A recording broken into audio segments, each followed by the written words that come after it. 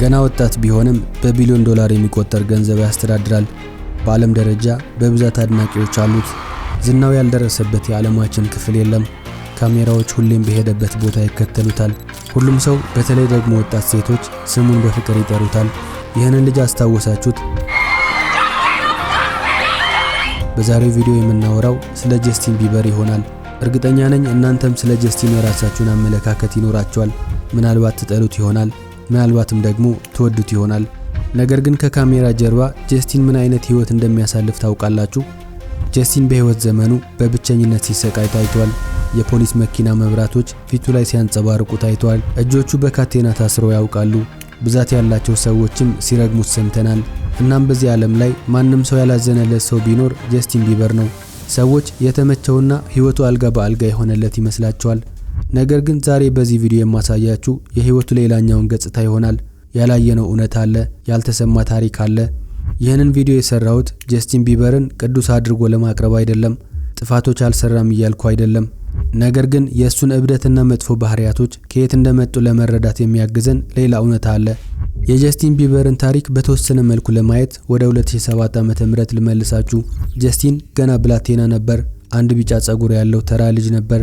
በልጅነቱ በየቀኑ ዩቲዩብ ላይ ዘፈኖችን ይለቃል።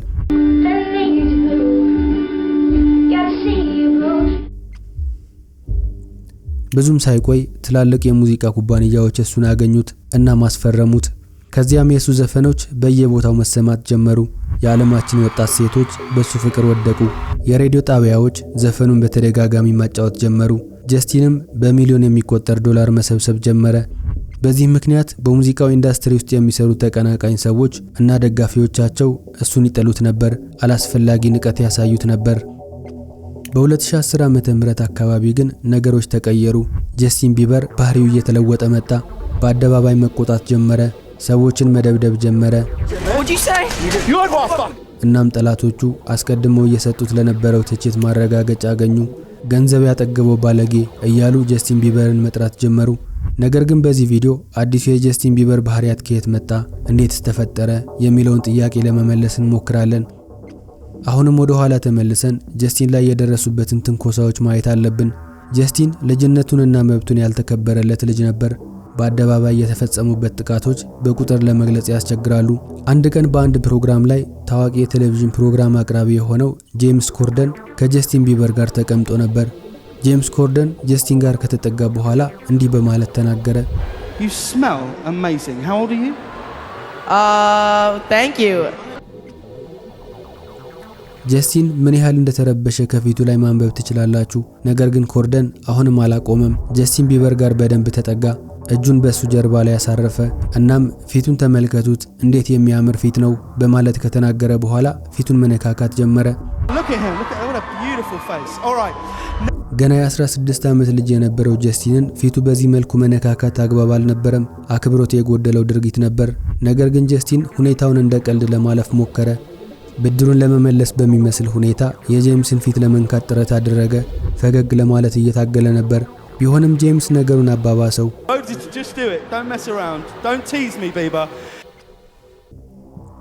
ጀስቲን ላይ የተፈጸመው ትንኮሳ በዚህ ብቻ የሚያበቃ አልነበረም። ሰዎች እጃቸውን ከጀስቲን ላይ ማንሳት አይችሉም ነበር። አሁን ደግሞ ሙዚቀኛ ኬቲ ፔሪ በሱ ላይ ያደረገችውን ነገር እንመልከት። ኬቲ በአንድ መድረክ ላይ ጀስቲንን ከኋላው ትይዘዋለች። ካሜራውን እየተመለከተች ይቅርታ ሰሊና በማለት እየተናገረች አላስፈላጊ ቦታዎች ላይ ስትነካካው ነበር።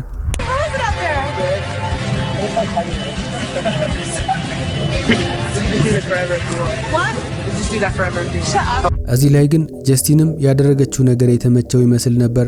ከፈለግሽ ያለ ማቋረጥ ለዘላለም እንደዚህ ማድረግ እንችላለን በማለት መለሰላት። በዚህ ንግግሩ ምክንያት ሰዎች እሱ ራሱ ይሄ ነገር ይወደዋል ብለው እንዲያስቡ አድርጓቸዋል። ነገር ግን በሱ ላይ የተመለከትነው የልጅነት ግራ መጋባት ነበር። በተመሳሳይ ሁኔታ አንድ ዴቪድ ሌተርማን በመባል የሚታወቅ የፕሮግራም አዘጋጅም ጀስቲን ላይ ያደረገው አስነዋሪ ተግባር ነበር። ሁኔታው የተከሰተው በ2012 ዓ.ም በተደረገ ቃለ መጠይቅ ላይ ነበር። ዴቪድ የጀስቲንን ንቅሳቶች ማየት ስለፈለገ በጀስቲን ላይ እጁን አሳረፈ። ሰውየው ጀስቲንን እንደ ልጁ ጓደኛ ነበር የሚቆጥረው። ነገር ግን ጀስቲን ያልጠበቀውን ምክር እየሰጠው ነበር። ቃለመጠይቁ ላይ ዴቪድ ከልክ ማለፍ ጀመረ። እጁን በኃይል ያዘው። ጀስቲንም ለማስለቀቅ እየታገለ ነበር።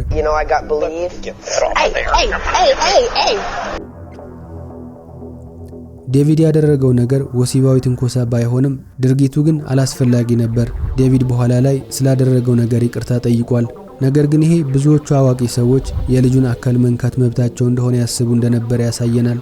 የሚገርመው ነገር በኋላ ላይ ጀስቲን ያደረገው ነገር በሙሉ ዴቪድ አታድርግ ያለውን ነገር ነበር። ከተወሰነ ጊዜ በኋላ ሰውነቱ በቀለምና በንቅሳት ተሞልቷል።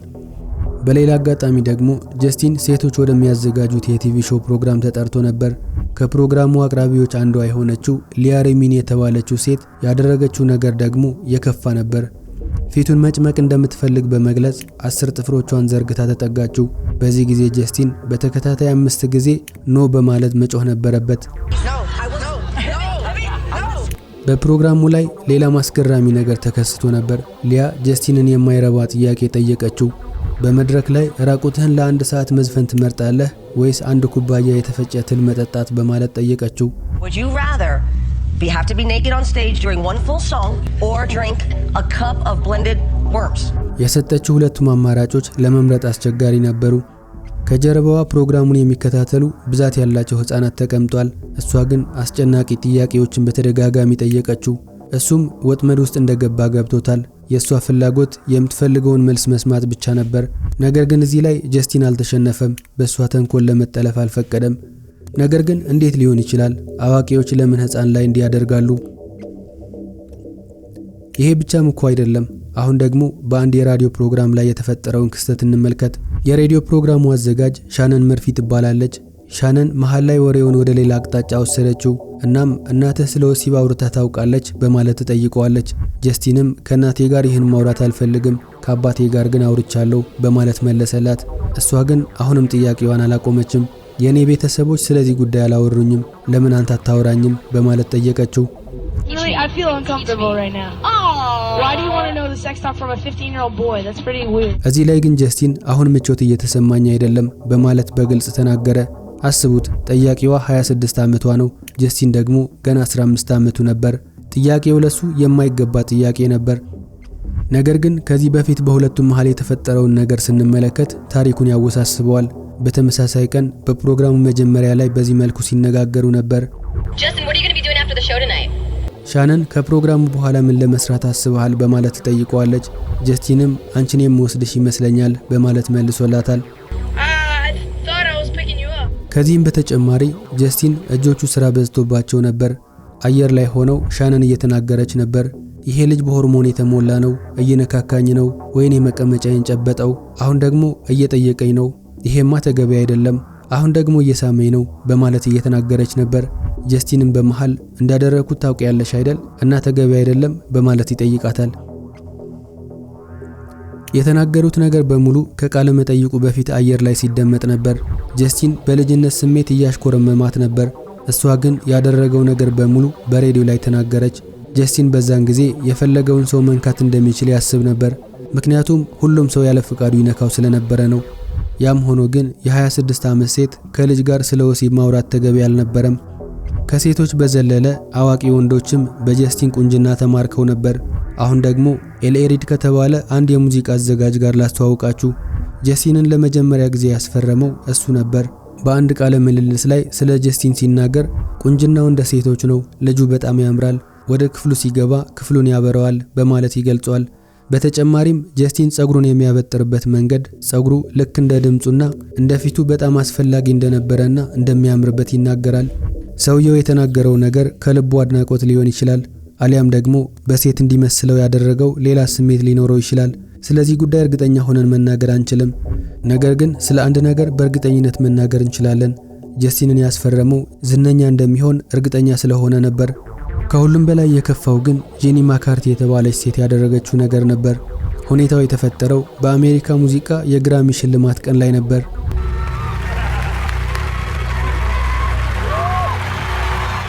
ከፈጸመችው ያልተገባ ተግባር በኋላ ጀስቲን በመድረክ ላይ ቆሞ አሁን መብቴ እንደተጣሰ ይሰማኛል በማለት ተናገረ። ልጁ በድንጋጤ ውስጥ ሆኖ እውነቱን ተናገረ። በዚህ ጊዜ እንደዚህ አይነት ነገሮች ለሱ የተለመዱ ሆነው ነበር። የሚያሳዝነው ነገር ደግሞ ጂኒ ያደረገችውን ነገር በኩራት ማውራቷ ነበር። I took the opportunity in the window considering I'll never get to do it again. በኋላ ላይ ቃለ መጠይቅ ሲደረግላት እኔ ፍቅረኛ የለኝም፣ ሲንግል ነኝ፣ እናም በድጋሚ የማላገኘው አጋጣሚ ስለሆነ ተጠቀምኩበት፣ በቃ አስገደድኩት በማለት ተናገረች። ትኩረት ስለተሰጣት ሁኔታው ወዳው ነበር። ያደረገችው ነገር ጾታዊ ትንኮሳ እንደሆነ በማመን ተናገረች። ከዚያም በጣም የሚያምርና የሚያሳሳ ነገር እየተመለከትኩኝ እንዴት ማለፍ እችላለሁ በማለት ተናገረች። በትዊተር ገጿ ላይ ሳይቀር በኩራት ፖስተችው። አሁን የተፈጠረው ነገር በካሜራ ፊት የተፈጠረና እኛም የተመለከትነው ነገር ነው። ካሜራ በሌለበት ሁኔታስ ስንት ነገር ይከሰታል አናውቅም። የሚያሳዝነው ነገር ከተወሰኑ ዓመታት በኋላ ብዙዎቹ ዝነኛና ታዋቂ ህፃናት እንደሚያደርጉት ጀስቲንም አደንዛዥ እጽ ወደ መጠቀም ፊቱን አዞረ። ወጣቶች ብዙ ነገር ይሞክራሉ፣ ለሱ ግን ሙከራ ሳይሆን ማምለጫ መንገድ ነበር። ይሄ ደግሞ ስሙን ወደሚያጠፉ ድርጊቶች መራው። እሱን ለሚጠሉ ሰዎች ተጨማሪ ምክንያት ሰጣቸው። ስኬቱን ለሚጠብቁና ለሚወዱት ሰዎች ደግሞ በሱ ላይ ተስፋ መቁረጥን አመጣ። የመጀመሪያው እውነተኛ ቅሌት የተፈጠረው በ2013 ዓ.ም ነበር። TMZ የተባለ ድህረ ገጽ አንድ ፎቶግራፍ ይዞ ወጣ። ጀስቲን አደንዛዥ እጽ የሚመስል ነገር በእጁ ላይ ይዟል። በዚህ ጉዳይ ምንም አይነት ክስ አልቀረበበትም። ነገር ግን ጀስቲን የነበረው ንጹህ ገጽታ መበላሸት እንደጀመረ ምልክት ነበር። በተመሳሳይ ዓመት ነገሮች የበለጠ እየተበላሹ ሄዱ። አውሮፓ ውስጥ ሙዚቃውን ለማቅረብ ቱር እያደረገ ነበር። እናም 19ኛ ዓመት ልደቱን ለማክበር እንግሊዝ ሀገር ገባ። በኤክስ ገጹ ላይ ደግሞ ትልቅ ምሽት እንደሚጠብቀው በመግለጽ ፖስት አደረገ። ጀስቲን ማታ ናይት ክለብ ውስጥ $8000 ለማውጣት አቅዶ ነበር። ምሽቱ ግን እንዳሰበው አልሆነለትም። አብሮት የነበሩት ሰዎች አንዳንዶቹ 18 ዓመት ያልሞላቸው ነበሩ። በዚህ ምክንያት ወደ ናይት ክለቡ ለመግባት ተከለከሉ። እዚህ ላይ ጀስቲን በጣም ተናደደ። በኢንስታግራም ገጹ ላይ ልደቱ ስላላከበረ የተሰማውን ንዴት ገለጸ። በተጨማሪም ናይት ክለቡን ተሳደበ። ብዙዎች ይህንን ሲመለከቱ በሱ ላይ አዘኑለት። አንዳንድ ሰዎች ደግሞ በውጭ ሀገራት ሕግ በሱ ላይ የማይሰራ መስሎት ነበር በማለት ቀለዱበት። ከዚያም በማስቀጠል አሁንም በለንደን ኦቶ አሬና ውስጥ ኮንሰርት ነበረው። እናም ወደ ኮንሰርቱ 2 ሰዓታት አርፍዶ ገባ። አንዳንድ ሰዎች ከመድረክ ጀርባ ተናዶ እንደነበረ ይናገራሉ። ከኮንሰርቱ በኋላ ወደ ክፍሉ ተመልሶ ለረጅም ሰዓታት ተኝቷል። ከተነሳ በኋላም ክፍሉ እንደተዘጋ ብቻውን የቪዲዮ ጌም ሲጫወት ነበር። በሚቀጥለው ቀንም ተመልካቾቹን ለረጅም ሰዓታት ነበር ያስጠበቃቸው። በመጨረሻም አዳራሹ በጩኸትና በፉጨት ተጨናንቆ ነበር። አሁንም በተመሳሳይ ሳምንት ሌላ አዲስ ነገር ተፈጠረ። አልጋ ከያዘበት ሆቴል ውጭ ላይ አንድ ካሜራማን ወይም ፓፓራዚ ጀስቲንን ይሰድበዋል። ነገር ግን እዚህ ላይ ጀስቲን ራሱን መቆጣጠር አቃተው። ጀስቲን ቪዲዮ ላይ ሲጮህና ሲሳደብ ይሰማል። ካሜራማኑ ደግሞ ምን ልታደርግ ነው እያለ ይቀርጸው ነበር። ካሜራማኑ የፈጠረው አስገራሚ ክስተት ጀስቲንን በጣም እንዲበሳጭ አድርጎታል። ቪዲዮ ላይ ጀስቲን ካሜራማኑ ላይ ይቆጣል፣ ይዝታል። ጀስቲን በኋላ ላይ ለተፈጠረው ነገር ይቅርታ ጠየቀ። ጠዋት ጥሩ ስሜት ላይ እንዳልነበረም ተናገረ። ነገር ግን ይሄ ክስተት ከካሜራማኖች ጋር ለሚፈጠረው ረጅም ጦርነት የመጀመሪያው ነበር። በሌላ አጋጣሚ ደግሞ ሰኔ ወር 2013 ዓ.ም ማያሚ ውስጥ ሌላ ጸብ ተፈጠረ። ጀስቲን ካሜራውን እመልስልሃለሁ፣ ሜሞሪውን ግን ወስደዋለሁ በማለት ካሜራማኑን ሲነግረው ይደመጣል። በዛን ጊዜ ጀስቲን ስኬትቦርድ እየተጫወተ ነበር። ነገር ግን አሁንም ሌላ ካሜራማን መጣበት። እናም የጀስቲን ጠባቂዎች ሰውየው ላይ ጥቃት ፈጸሙበት። በኋላ ላይ ካሜራማኑ የካሜራ ሜሞሪ እንደተሰረቀበት ተናገረ። በጀስቲን ላይ የሚፈጠሩ ቅሌቶች ማብቂያ የላቸውም። በየቀኑ ስለሱ አዲስ ታሪክ ይሰማል። ከተወሰነ ጊዜ በኋላ ደግሞ አንድ ምግብ ቤት ውስጥ አንድ አስገራሚ ነገር ተከሰተ። የማታ ፕሮግራሙን ጨርሶ በጓሮ ሲወጣ ጽዳቶች ወለል ለማጽዳት የሚጠቀሙበት ዕቃ ውስጥ ሲሸና ታይቷል። የሰከረው ወጣት የሚያደርገው ኃላፊነት የጎደለው ድርጊት ነበር። ብዙ ሰዎች ተመሳሳይ ነገር ያደረጉ ሊኖሩ ይችላሉ። ጀስቲን ግን ታዋቂ ሰው ስለሆነ ያደረገው ነገር እንደ ትልቅ ወንጀል ታይቷል። ቻይና ውስጥ በነበረው የሙዚቃ ቱር ደግሞ ሰዎች በትከሻቸው ላይ ተሸክመውት ደረጃ ሲወጣ የሚያሳይ ፎቶ ተለቀቀ። ብዙ ሰዎች በሶሻል ሚዲያ ላይ ተችተውታል። ትዕቢተኛ እንደሆነም ተናገሩ። እነዚህ ነገሮች ሲታዩ ቀላል ይመስላሉ፣ ነገር ግን ጋዜጦች አጋነኗቸው። እሱ ላይ የሚደርሰው ስም ማጥፋት ከጊዜ ወደ ጊዜ እየጨመረ መጣ። በሌላ አጋጣሚ ደግሞ ህዳር 2013 ዓ.ም ኮሎምቢያ በጎታ በተባለች ከተማ ውስጥ አንድ ትልቅ ክስተት ተፈጠረ። ጀስቲን ድንገት ከሆቴሉ ሾልኮ ይወጣና ግድግዳ ላይ ስዕል ለመሳል ይሄዳል። እናም ማሪዋናና የካናዳ ባንዲራ እየሳለ ነበር። ቦታው ላይ ስዕል መሳል የተከለከለ ነበር። ነገር ግን ፖሊሶች ጉዳት እንዳይደርስበት ጀስቲንን እየጠበቁት ነበር። ሁኔታው የአካባቢውን ሰዎች ያስቆጣ ነበር። ከ12 ዓመት በፊት አንድ የ16 ዓመት ልጅ እዛው ተመሳሳይ ቦታ ላይ ስዕል እየሳለ ተገኝቶ ፖሊሶች ተኩሰው ገድለውት ነበር። አሁን ግን ፖሊሶቹ ጀስቲን ህጋዊ ያልሆነ ስራ እየሰራ እንዳይጎዳ ከጠበቁት የሰፈሩ ወጣቶችና ህፃናት ለምን ይገደላሉ? ብዙ የሰፈሩ ሰዎች የጠየቁት ጥያቄ ነበር። ከዚህ ክስተት በኋላ ከ300 በላይ የሚሆኑ አርቲስቶች ቦታው ላይ ተሰበሰቡ። በ24 ሰዓታት ውስጥም ከ700 በላይ ስዕሎችን በዛው ቦታ ላይ ሳሉ። አንደኛው አርቲስትም ምስኪኑ ልጅ ምን እንደፈጠረ አላወቀም እያለ ሲናገር ነበር። እንቅስቃሴው በኮሎምቢያ ከተሞች በሙሉ ተስፋፋ። ቀናትና ዓመታት በሄዱ ቁጥር ጀስቲን ሌላ መጥፎ ልማድ አመጣ። በሰዎች ላይ መጥፋት ጀመረ። የራሱ አድናቂዎች ላይ ሳይቀር ይተፋል። አንድ ቀን ቶሮንቶ ውስጥ በሆቴሉ በረንዳ ላይ ቆሞ ነበር። እናም ከስር የተሰበሰቡት አድናቂዎቹ ላይ ተፋባቸው። ከጓደኞቹ ጋር ሆኖም ሳቀባቸው። ከዚያም ሁኔታው ፎቶ በማንሳት ኢንስታግራም ላይ ፖስተው። ከፎቶው ጋርም በዓለም ላይ ምርጥ አድናቂዎች አሉኝ በማለት ጻፈበት። በ2014 ዓ.ም በተፈጠረው ሁኔታ ላይ ደግሞ ጀስቲን ፌራሪ መኪናውን በሰዓት ከ100 ማይል በላይ እየነዳ በመኖሪያ ሰፈር አለፈ። አንድ ጎረቤቱም ይወጣና ይቆጣዋል። ነገር ግን ጀስቲን መልሶ ሰደበው፣ ፊቱ ላይ ተፋበት። በተጨማሪም ሰውየው ላይ ዛተበት።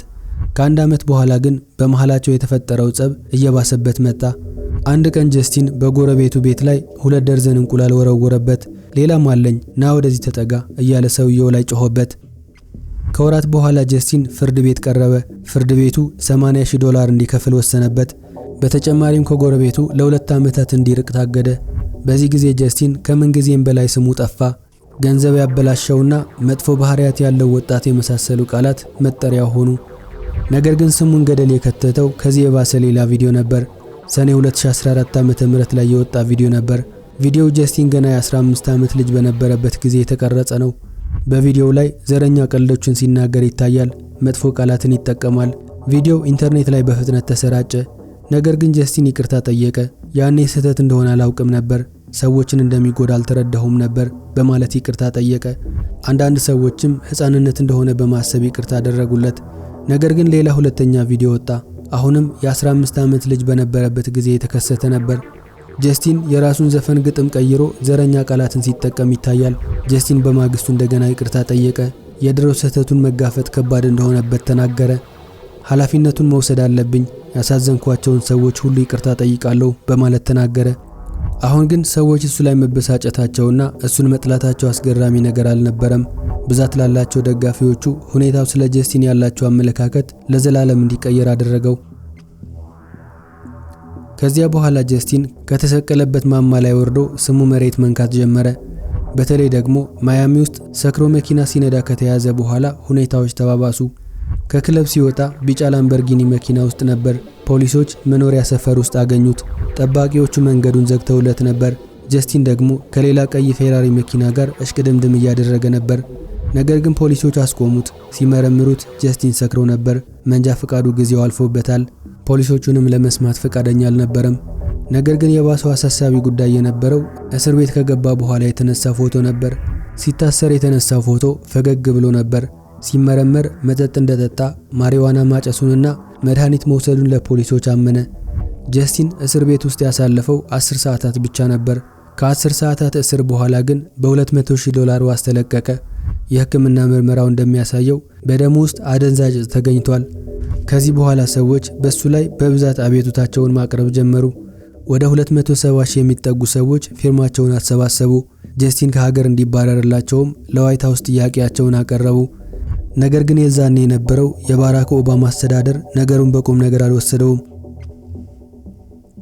ነገር ግን ይህ ሁሉ ሲከሰት ከጀርባ ምን እየተፈጠረ ነበር? ጀስቲን ከአደንዛዥ ዕፅ ጋር ያለው ችግር ሰዎች ከሚያስቡት በላይ የከፋ ነበር። ጀስቲን ራሱ ስለነበረበት ሁኔታ ሲናገር መድኃኒቶች ይጠቀም ነበር። የተለያዩ አደንዛዥ ዕፆችን ይጠቀም ነበር። I was sipping lean, I was popping pills, I was doing Molly, shrooms, everything. ለኔ ከጭንቀት የማመልጥበት ብቸኛው መንገድ ነበር። ገና ወጣት ነበርኩ በማለት ይገልጸዋል። And it was just an escape for me. I was just young. የሆነ ጊዜ ጀስቲን ሱሱ ከቁጥጥር ውጭ ሆኖበት ነበር። ሎስ አንጀለስ ውስጥ በሚገኙ በጣም አደገኛ በሆኑ ሰፈሮች ሳይቀር ዕፆችን ሲገዛ ይታይ ነበር። ራሱ በሚደረጉለት ቃለ መጠይቆች ላይ እንደተናገረው መጀመሪያ ላይ እንደ መዝናኛ የተጀመረው ነገር ወደ ከባድ ችግር ተቀየረ። ጀስቲን በህፃንነቱ ዓለም አቀፍ ኮከብ ስለሆነ ጫናውን መሸከም አቅቶት ነበር። ብዙ ሰዎች በስኬቱ ምክንያት የተፈጠረ ችግር እንደሆነ ይናገራሉ። ነገር ግን ከሱ የሚጠበቀው ነገር የሰው ልጅ መሸከም ከሚችለው በላይ ነበር። አንዳንድ ያጠፋቸው ጥፋቶች በእርግጥም መጥፎ ናቸው። ነገር ግን ትናንሽ ጥፋቶች እንደ ትልቅ ወንጀል ታይቷል። ይሄ ደግሞ ተስፋ እንዲቆርጥ አድርጎታል። ስለ ራሱ ጤንነት ማሰብ እንዲያቆምና ራሱን እንዲጥል ምክንያት ነበር። ምንም ቢያደርግ ሰዎች እንደሚተቹት ስለሚያውቅ ለማስተካከል የሚያደርጋቸው ሙከራዎችን አቆመ። ነገር ግን ታሪኩ በዚህ ላይ አላበቃም። ከዚህ ሁሉ ድራማ በኋላ እንደገና በአዲስ ስራ ተመለሰ። ከስክሪሊክስ ጋር የጋራ ስራ ይዞ መጣ። ጀስቲን አዲስ የሙዚቃ ቅላጼ ይዞ መጣ። ዌር አር ዩ ናው የተሰኘው ዘፈኑ አንደኛ ደረጃ ላይ መቀመጥ ቻለ። ከዚህም በማስቀጠል ሶሪ የተሰኘ ዘፈን ለቀቀ። ይሄ ዘፈን ለደጋፊዎቹ ያቀረበው እውነተኛ ይቅርታ ነበር። ከዚህም በተጨማሪ ላቭ ዩርሰልፍ እና ሌሎች ስራዎቹ ተወዳጅነትን አተረፉ። በአጠቃላይ ደግሞ ፐርፐዝ የተሰኘው አልበሙ ትልቅ ስኬትን አመጣለት። አሁንም ግን ተቺዎቹ ከሱ ላይ መውረድ አልቻሉም ነበር።